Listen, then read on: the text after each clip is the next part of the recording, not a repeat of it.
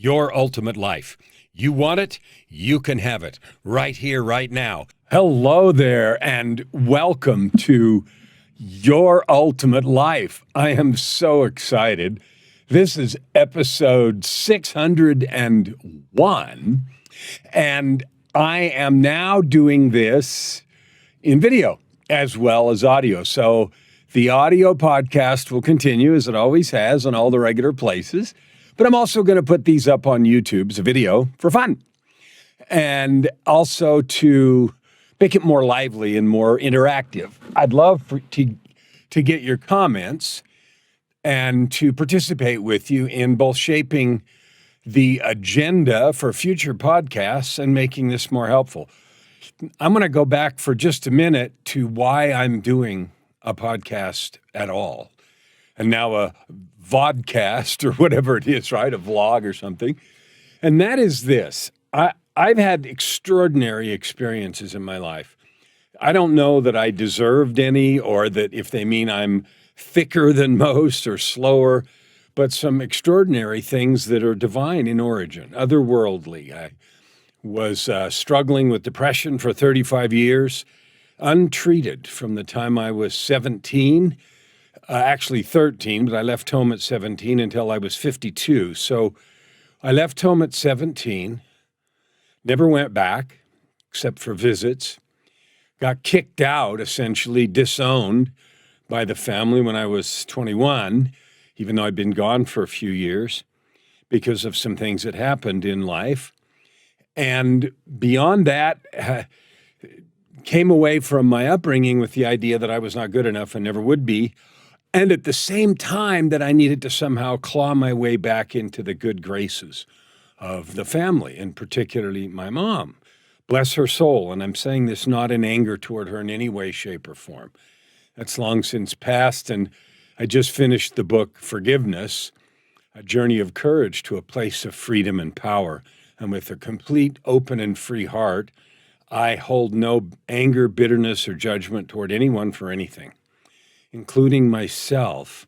And that's important. And this podcast isn't about forgiveness, although that's one that I wrote a whole book about. And so we could have a dozen or 20 or 30 episodes about that. And maybe we should. Maybe I should take the book apart and do a bunch. But right now I'm starting a series called The Monster Series. And several years ago, I did a audio product called Master Your Monsters. And it's a little bit of a play on the monsters that keep us in fear. And when we were little, monsters lived, I don't know, for you, under the bed, in the closet, wherever they lived. And they literally frightened you. For me, it was the basement, not the basement, the cellar, actually, of my grandma's house in Wyoming. And they had two things. They had a basement in one part of the house, and then they had a cellar in another part of the house that was earthen, and it was designed to keep fruits and vegetables and canned items and, potatoes and other kinds of things, mostly food. And the basement had the furnace and the coal room when they had a coal furnace, and later other things. And the cellar had an electric water pump. Now, there was a spring on the property that produced beautiful, clear, cold water, and it was gorgeous and beautiful. And it was enough that a creek ran on the property, like a real creek, and it ran a lot, fast, all the time.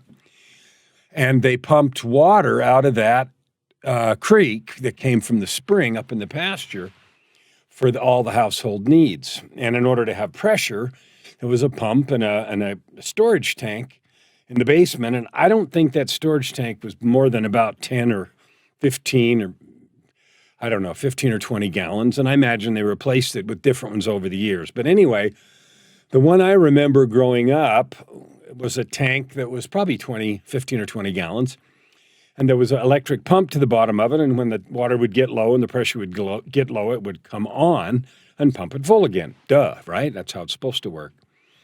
But it would make a noise. And the noise was this sort of sound like an electric motor and pump, right? But for some reason, in that small contained room of the cellar, which is probably 20 or 25, well, 20 something feet long and 15 or 20 feet wide.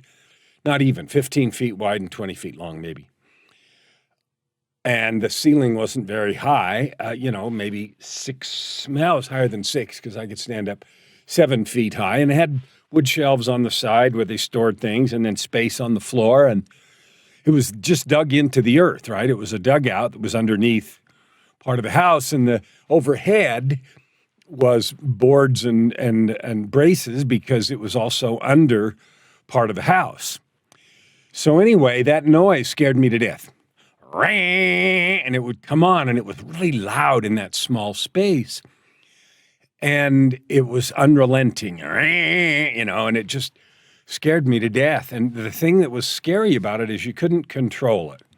So when I had to go down in the cellar to get something, a bottle of fruit or some potatoes or whatever, it was terrifying because I was always afraid. And I remember my brother and I talked about it a lot, that the pump would come on while we were down there. And that sudden noise in that small space always was really scary. So for me, that always represented the ideal idea of the monster that would show up at unexpected times, really intrusive because that noise was so loud and scared the crap out of me. So that's my idea of monsters. And for some, they live under the bed, in the dark, in the closet, wherever, in the recesses of our mind. But they're the things that disable us in some way. And so I'm going to do about 30 episodes about monsters. Or no, 26. I looked at my thing. It's not 20, 30. It's 26. 26-part episode on monsters. And here's why. What would I think to 26 episodes on monsters? Yeah, and here's why. I hear people talk about, they read self-help books and they go to shrinks and they want to get over their fears and their blocks and their barriers and the reasons they don't do things and on and on and on, but they don't. And they're still there. And I talk to people that either I've had briefly as clients or want to talk about coaching. But when they come up against these beliefs, these ideas, these stories, they're stuck and they don't want to do the work to get past them. Now, as an adult, when I go down there now, I'm 66, so I can go down there in the cellar now and it can come on or not come on, and it's just a noise over there. But even when it comes on, for just a split second, that primal reaction, right down here, right, hits me. And then I know, of course, that the pump's on, pumping water, big deal, right? So that's why I want to talk about this, because my whole goal, as I said in the beginning, I've had extraordinary experiences with the divine. I told you about my upbringing, and I suffered with decades of depression. Finally, when I was 52, I had the courage and the presence of mind, based on some divine invitations, to get some help, to take control of the levers of my life. And that means for the 35 years between 17, when I left home, and 52, I lived. I had relationships. I got married 3 times, unfortunately, and divorced 3 times, and was stuck behind and under and struggling with those monsters. So that's why it's so important to me, is because I've struggled, been pushed down and held back. Even though during that 35 years I created big success, I had some good career moves and big money and made some good cash and had some high-level positions and whoop-de-doo, right? But in my heart, I wasn't free. I was held captive by the idea that I wasn't good enough and by the need to prove myself to someone who, because they're human, was also flawed, struggled, did horrible things when I was a child to me. She grew up later on her own and stopped doing those and changed and so forth. But that didn't change what the effect was that I had experienced, and so I still had to deal with that. So this is about the process of learning to identify the monsters that we have. Like, what are they? And really, because sometimes, most of the time, they're woven so deeply into our psyche and our heart and our feeling that just like that noise of the pump when it comes on, I still for just a second, have that. And it doesn't keep me from going, getting something or doing any of that anymore. But it still, for a second, causes that visceral reaction. And that's how deeply woven these things are into our DNA. So when we understand that, and we say, I choose because we're the sovereign agent of our lives. I don't care what's happened to you.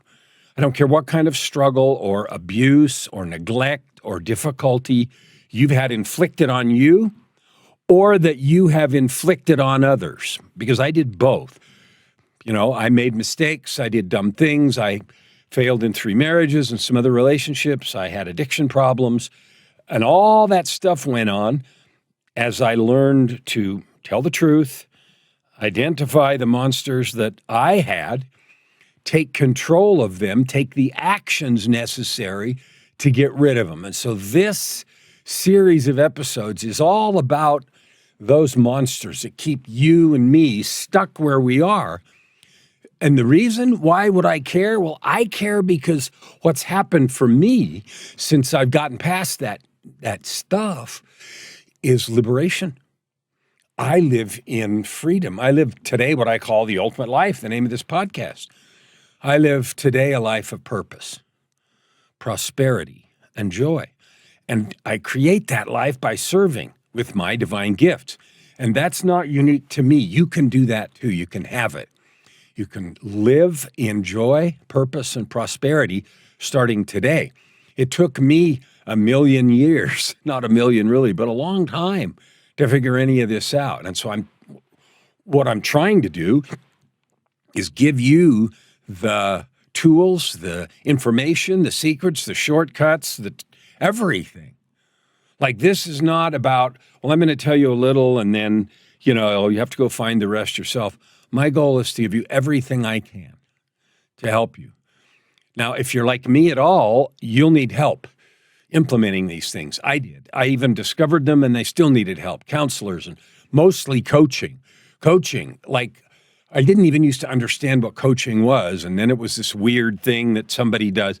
Finally, I understand it. Coaching is when you have somebody who really cares about you in your corner and you have paid them good coin to look at you, to help you, to tell you the truth, and to be honest and helpful and encouraging. The way I think of it is I describe myself as the ultimate catalyst for personal transformation, not because I'm magic, but because I've earned it. I've earned it. And what that means in a practical way is I give energy, which is love, but love and energy and stuff, that's the same. I give energy, encouragement, example, and permission to those ending addiction to mediocrity, stuckness, staying where they are. So I've told you about some of my monsters. I had depression for decades, believed I wasn't good enough, was afraid that no matter what I did, somebody would hate it, it would suck, it wouldn't be okay. You know the drill, right? I had all those things, and I was afraid, and I didn't have enough energy and enough time, and I got behind. I had a disease I called the 8-ball syndrome, which is every day I was behind the 8-ball, my to-do list, and supposed to have already done list.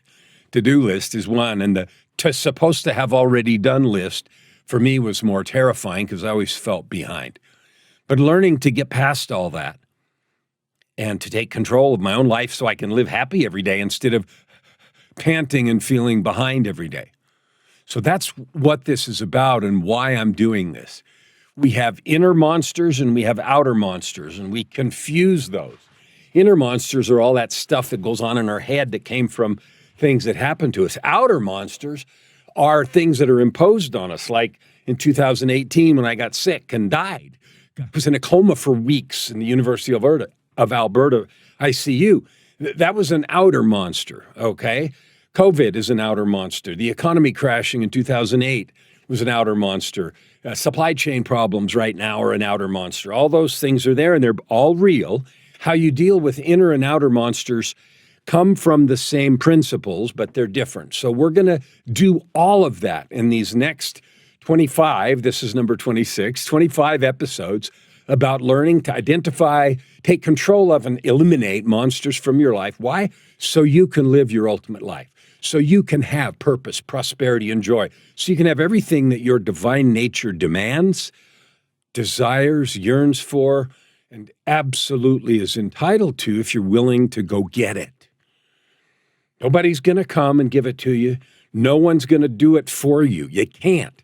Nobody can do your push-ups for you. Nobody can do your development for you. No one can do that for you. But all the help you need is available for you to do it.